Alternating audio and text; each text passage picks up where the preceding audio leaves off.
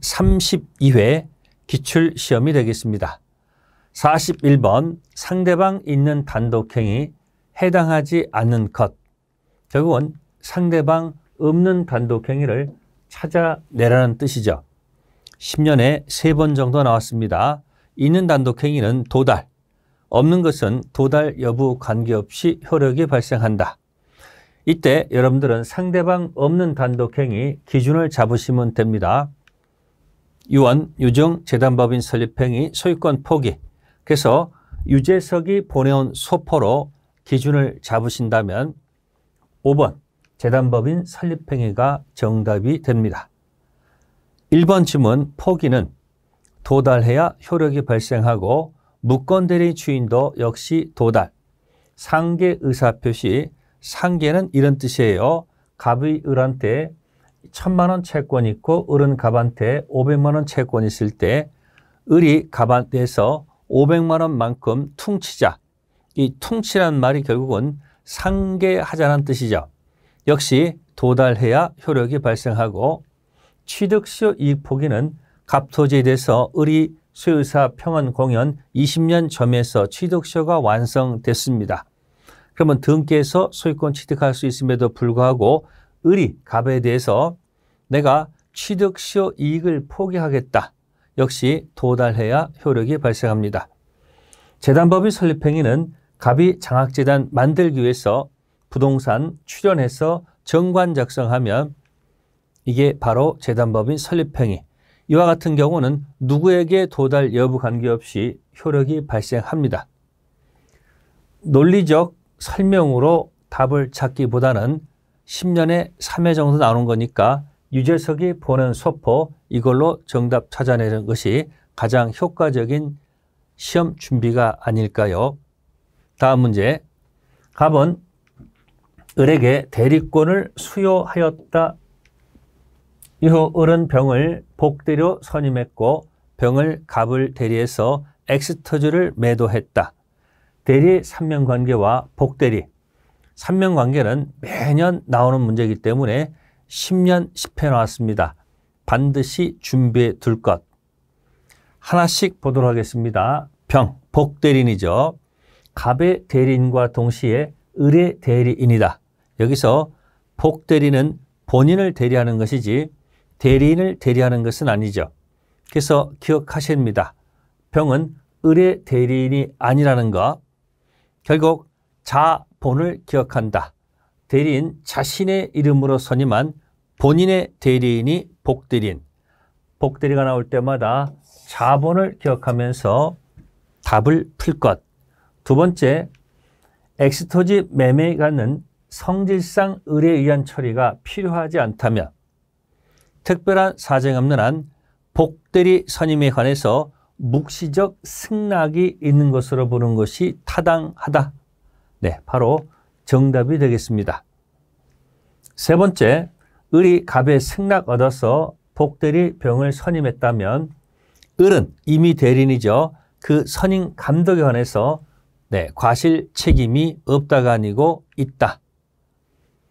네 번째 거, 병을 복대리를 적법하게 선임한 후 엑스토지 매매 계약 전 갑이 사망했다 그러면 본인이 사망했죠. 그러면 당연히 대리인 대리권 소멸하면 복대리의 병의 대리권도 당연히 소멸할 수밖에 없습니다.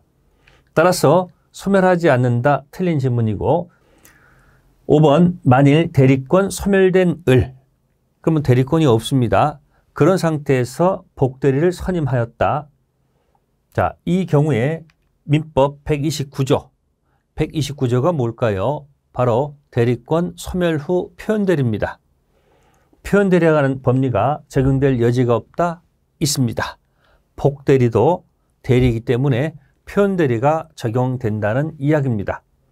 결국 이 문제의 키워드를 잠시 분석해보면 대리 목적인 법률행위의 성질상 대리인의 서리가 필요하지 않다면 복대리 선임을 명시적으로 금지하지 않았다면 복대리 선임에 관해서 묵시적 승낙이 있는 것으로 볼 수 있다. 그래서 우리 시험에서는 명시적, 묵시적 모두 가능하다로 기억해 두면 되겠습니다. 다음 문제. 행위 능력자 을은 대리권 없이, 그럼 바로 무권 대리를 이야기하죠. 그리고 본인 갑을 대리해서 병에게 양도하기로 약정했고 을은 그 계약금을 유흥비로 탕진하였다. 그러면 이 무권 대리는 불확정 무효 상태로서 매해 나오는 문제, 그래서 10년에 10번 나왔기 때문에 반드시 필수적으로 준비해 두셔야 됩니다. 그러면 첫 번째 1. 자, 모른 병이 나옵니다. 모른다는 것은 선의를 뜻하죠. 선의의 병은 본인이 쉰 있을 때까지 철회할 수 있다. 네, 맞는 지문이 되겠습니다. 기억하세요. 선철이는 최악. 이게 도대체 뭘까요? 철은 철회, 최는 최고를 얘기합니다. 철회는 선의만 되고요. 최고는 선의, 악이 모두 가능하죠. 선철이는 최악, 선이기 때문에 철회할 수 있다. 두 번째는 유효하게 철회했습니다. 그러면 확정적 무효가 된다. 불확정 무효가 확정 무효가 됩니다. 세 번째, 유효하게 철회하면 확정 무효가 됐을 때 병은 갑을 상대로 계약금 상당 부당이득 반환 청구할 수 있다. 확정 무효가 되면 이 계약금을 누가 탕진했습니까? 무권 대리인 을이 탕진하는 것이지 본인 갑이 탕진하는 것이 아니죠. 따라서 갑을 상대로, 본인을 상대로 부당이득 반환 청구할 수는 없습니다. 정답 3번. 즉 계약금 탕진한 무권 대리인 을한테 부당이득 반환 청구해야 된다는 사실이죠. 네 번째 질문. 병이 계약을 철회했습니다. 선의일 때 그 철회 유효를 다투기 위해서는 을에게 대리권 없음을 병이 알았다는 것에 대해서 증명해야 된다. 그래서 요거는 본인이 입증 책임을 진다는 뜻이죠. 병 스스로 선의를 입증할 책임이 없다는 뜻. 다섯 번째, 병의 계약 철회 전 사망하고 본인이 사망했습니다. 그러면 무권 대리인이 단독 상속이 되죠. 그래서 무권 대리인 단독 상속하는 순간 무권 대리인은 그 입 다물라 아무것도 주장할 수가 없습니다. 따라서 을이 선의 무과실인 병에게 추인을 거절하는 것은 신의칙에 반한다는 이야기죠. 띄워볼까요? 상대방 병이 갑한테 철회하면 확정 무효가 됐다. 그러면 계약금을 준 병은 누구한테 부당이득 반환 받아야 되겠습니까? 당연히 병은 부당이득 반환 청구를 갑한테 청구하는 것이 아니고 무권 대리인 을한테 청구해야 된다는 뜻입니다. 다음 문제 44번은 의사표시 불일치. 의사표시 불일치는 매년 나오는 문제입니다. 그래서 1번 지문은 통정이 나왔습니다. 통정, 당사자 간의 무효 가지고 선의 제3자에게 대항할 수 없죠. 이때 파산 관제인이 나옵니다. 이 파산 관제인은 파산 채권자 일부가 선의라면 선의로 다루어집니다. 판례 태도는 파산 채권자 모두가 악의가 아닌 한 선이다라고 되어 있습니다. 조금 보충 설명드리면 다음과 같습니다. 갑하고 을하고 가장 소비 대차를 합니다.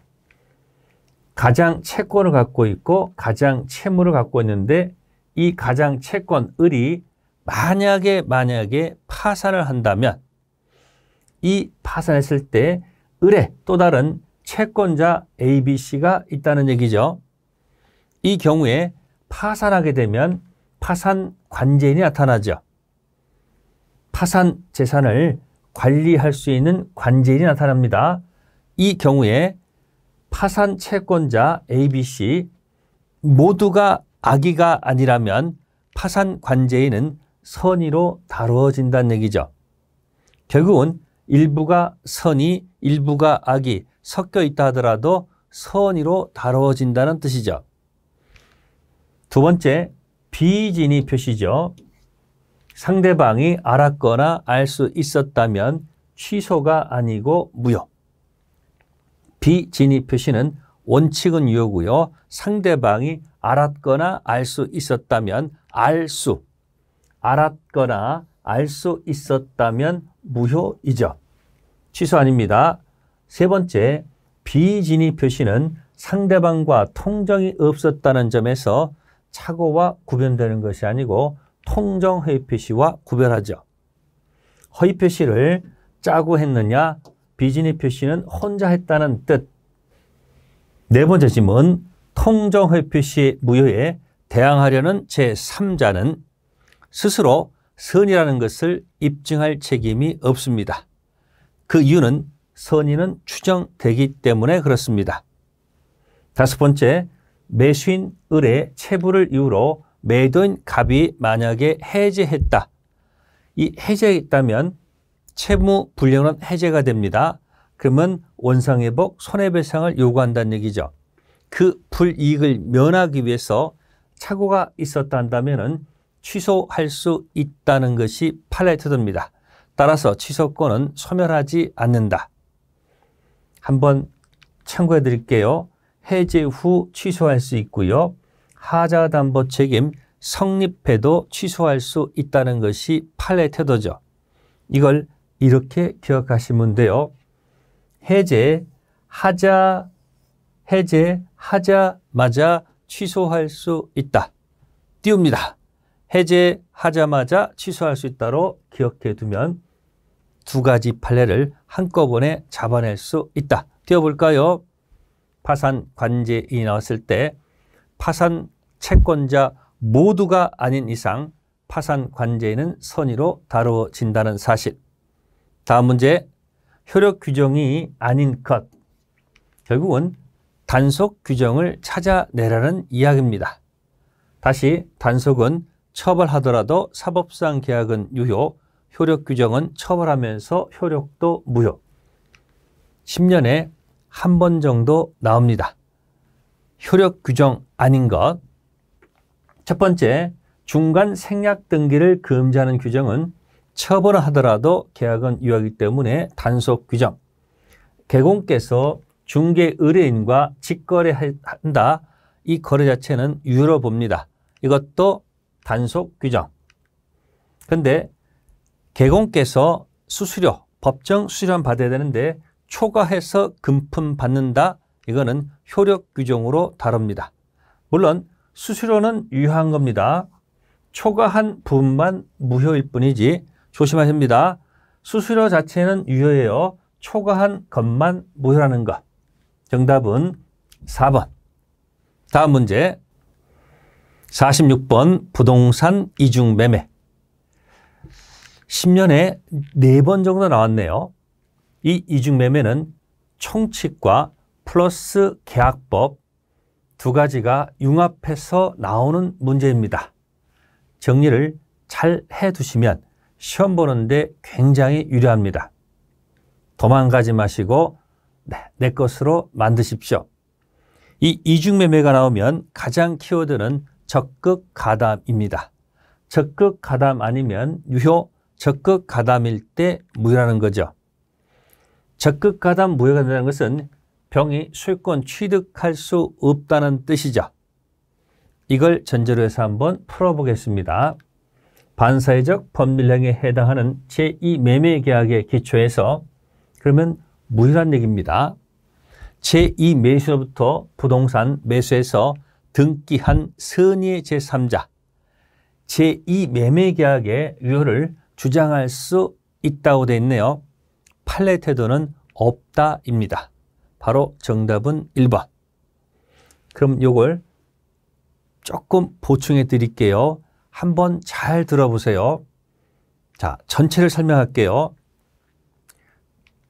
명의신탁 의사표시가 아니면 명의신탁 의사표시 진통 착사강 진이 아닌 의사표시, 통정, 착오, 사기, 강박.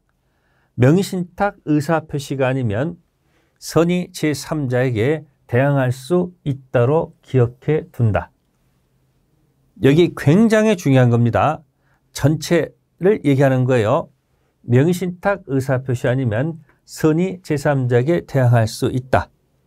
이 뜻은 선의 제3자는 보호받지 못한다는 얘기입니다. 악인은 당연히 보호받지 못합니다. 그리고 같은 뜻입니다. 선의 제3자는 유효를 주장할 수 없다 이야기입니다. 그럼 한번 문제를 내보겠습니다. 반세설 법률행위 무효는 선의 제3자에게 대항할 수 있다 없다? 있다. 이유는 명의신탁 의사표시가 아니기 때문에. 두 번째, 불공정 법률행위 무효 선의 제3자에게 대항할 수 있다. 이유는 명의신탁 의사표시가 아니기 때문에. 세 번째, 탈법행위 무효. 탈법행위가 설령 모른다 할지라도 명의신탁 의사표시가 아니기 때문에 선의 제3자에게 대항할 수 있다. 하나 더, 제한능력자 법률행위의 취소입니다. 취소를 하게 되면 소급해서 계약이 무효가 됩니다. 이 무효 가지고 선의 제3자에게 대항할 수 있습니다. 이유는 뭘까? 명의신탁 의사표시가 아니니까. 하나 더, 적극가담 이중매매 무효는 선의 제3자에게 대항할 수 있습니까? 이유는 명의신탁 의사표시가 아니니까. 이렇게 기준을 잡으셔야지 정리가 된다 이야기입니다. 자꾸 벌려서 스스로 헤매지 마시고 압축해서 기준을 갖는 학습법이 필요하다. 선의 제3자에게 대항할 수 있는 영역은 명의신탁과 의사표시가 아니면. 기준 설명드렸습니다. 그래서 선의의 정은 소유권 취득할까 못할까? 못한다. 다음 질문 갑니다. 제2매수인이 이중매매 사실을 알았다는 사정만으로 제2매매 계약을 반사회적 법률행위 한다고 볼 수가 없다는 거죠. 즉 제2매수인이 설령 악이라 할지라도 소유권 취득한다. 이유는 적극 가담이 아니기 때문에. 결국은 선의도 보호받지만 악의도 보호받는다. 적극 가담이란 말이 아닌 이상 선악 묻지 않고 병은 소유권 취득한다. 네 번째 질문, 특별한 사정이 없는 한 적극 가담이 없다면 먼저 등기 친자가 소유권 취득한다. 맞고요. 네 번째 거, 반세질서 법률행위 이중매매가 무효, 적극 가담이란 얘기예요. 그러면 제1매수인은 제2매수에서 직접 청구할 수는 없다는 얘기죠. 이건 대위 청구한다는 뜻입니다. 직접 할 수 없다는 얘기는 대위 말소 들어가서 청구한다는 얘기. 다섯 번째는 이중매매 법리는 이중으로 임대차 계약하는 경우에도 적용될 수 있다. 이중매매 잘 정리해 두셔야 됩니다. 다음 문제, 법률행위 취소. 10년에 10회 나왔으니 매년 나오는 문제죠. 1번 질문은 취소권은 추인 기준 3년. 왜 3년일까? 이 인자의 획수를 보세요. 하나, 둘, 셋. 법률행위 10년. 법률행위, 자, 요거는 10획이죠? 그렇게 기억하시면 되고요. 두 번째, 법정 추인은 법이 정한 사유가 있으면 취소 포기로 간주하는 거죠. 즉, 스스로 원해서 추인한 적은 없지만 법률 규정에서 일정한 사유가 있으면 취소 포기로 간주하는 거니까 취소권 존재를 인식할 필요가 없다. 바로 2번이 틀렸고, 세 번째, 취소하게 되면 소급해서 처음부터 무효가 되고요. 취소의 법적 성질은 일방적으로 형성시키는 형성권, 해제권, 취소권 다 형성권이고, 다섯 번째는 상대방이 확정되면 그 상대방한테 의사표시해야 되겠죠. 요게 그때 그 사람한테 한다. 잠깐 볼까요? 취소할 수 있는 법률행위, 스스로 원해서 취소 포기하는 것. 이게 취소할 수 있는 법률행위의 추인입니다. 따라서 취소권 존재를 알고 있어야 하겠죠. 스스로 원해서 포기하는 거니까. 그런데 법이 정한 사유가 있으면 취소 포기로 간주하는 법정 추인은 취소권 존재를 알고 있을 필요는 없다는 거죠. 원해서 포기하는 것과 원튼 원하지 않든 법률 규정에서 취소 포기로 간주하는 것은 의미가 다르다. 다음 문제 48번 표현 대리. 무권 대리이지만 본인한테도 책임 일부가 있기 때문에 본인한테 책임을 지우는 제도, 표현 대리입니다. 10년에 5번 정도 나왔습니다.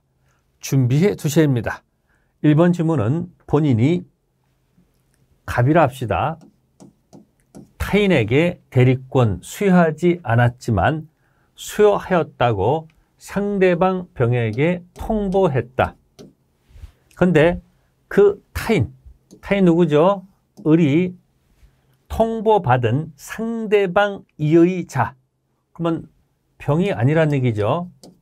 병이 아니라 정하고 본인 갑을 대리해서 행위를 한 때는 민법 125조 표현 대리 적용되지 않습니다. 125조는 대리권 수여 표시 표현 대리죠. 적용될 수가 없습니다. 상대방 외의자하고 했기 때문에. 두 번째, 표현 대리가 성립하면 기억하세요. 100% 본인이 책임진다. 표현 대리가 성립했다.